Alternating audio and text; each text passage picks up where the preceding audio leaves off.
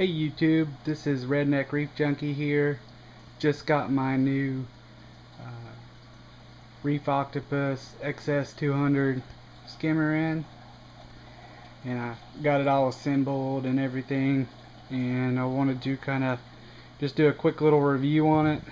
I'll do another review of the skimmer once it's running, and pulling skimmate, and cover things like noise and bubbles and everything like that.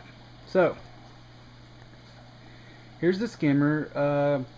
It's a lot bigger than I actually imagined it being, which is great, because this is going to be the total water volume is going to be about 200 gallons. That's including the sump. It'll have a 125 gallon tank and a 40 gallon breeder. I don't really plan on like overstocking fish. Mostly what I'm going to be into is corals. So I didn't really worry about like oversizing my skimmer. Plus buying a efficient skimmer has a lot to do with it as well.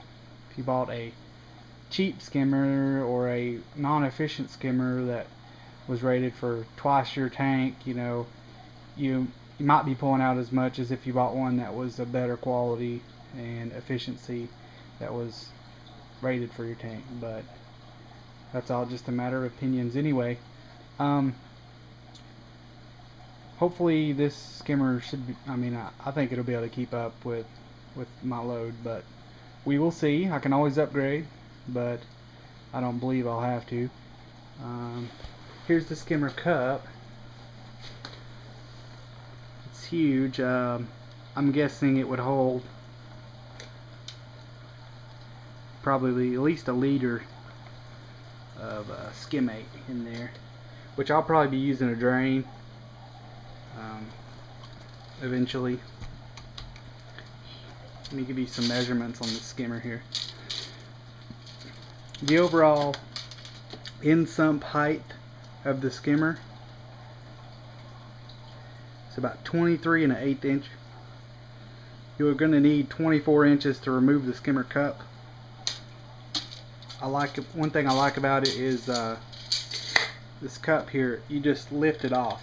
It just got a O-ring around here. It doesn't like twist on or anything like my ASM skimmer, which I kind of like that. It doesn't twist on, because it can be kind of hard to get off once there's a bunch of gunk on there. But all you do is you just pick it up, and there you go. So you don't need but a 1/2 inch to get that skimmer cup out. And it comes with a big air silencer here, which is nice, so it should be really quiet. We'll see when I get it running. The lid is vented. I don't know whether that's going to pose an issue with the bubbles, seeping out of the lid or anything like that, like I've seen people do. It's got a bubble plate down here. That bubble plate is removable, so you can clean it. And there's the pump. I think it's a size pump, or however you say that. Normally in the pictures for the skimmer, that pump is turned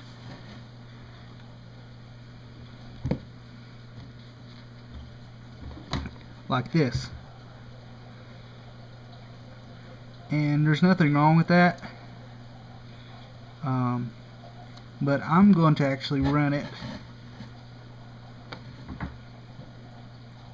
like this. I don't believe there's going to be any issues running it like that. I'm going to look online and see if anybody else has run their pump like that as well.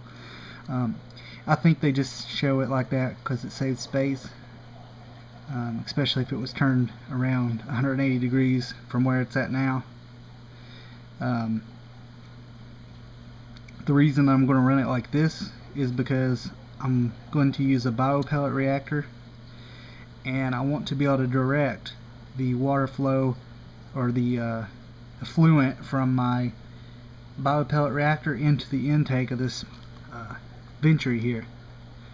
I'm not gonna like tee it off or anything like that, because I'm afraid that it might affect the water flow, the performance of the pump. I don't know that. I could try it and see, but I'll probably just end up like maybe zip tying the little line or something right here from the effluent so that it just gets sucked in.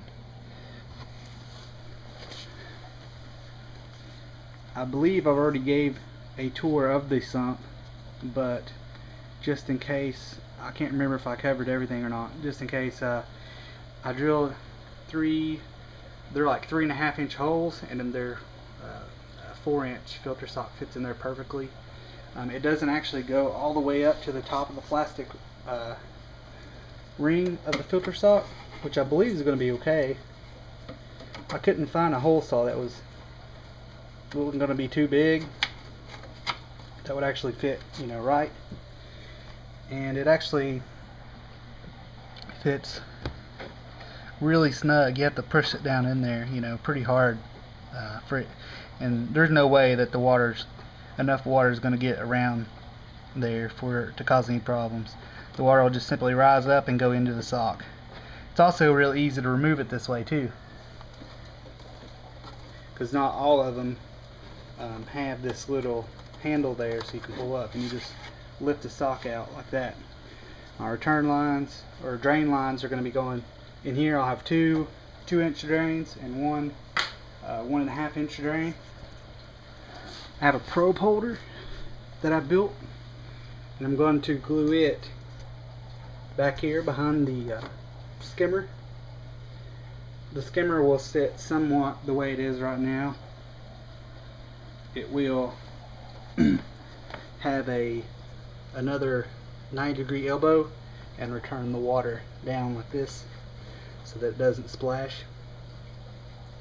I don't know if you can actually cut this riser tube here or not, so I'm not going to try it. I'm just going to return it back like that.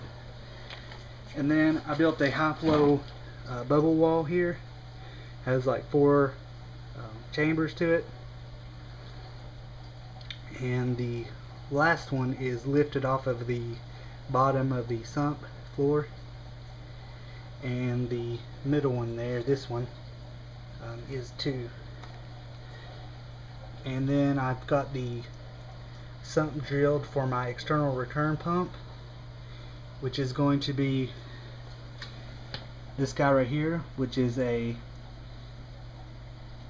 Reef low dart snapper hybrid pump. And I'll go more into depth on my plumbing later, but mainly this video I wanted to show this new skimmer that I got. But just tell me what you think. If anybody's running one of these, I'd like to know what kind of results you're getting, if you're happy with it, etc.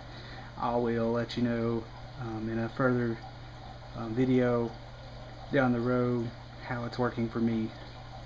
But from what I can tell, it is really well built, and I am really satisfied, and I feel like I got the bang for my buck.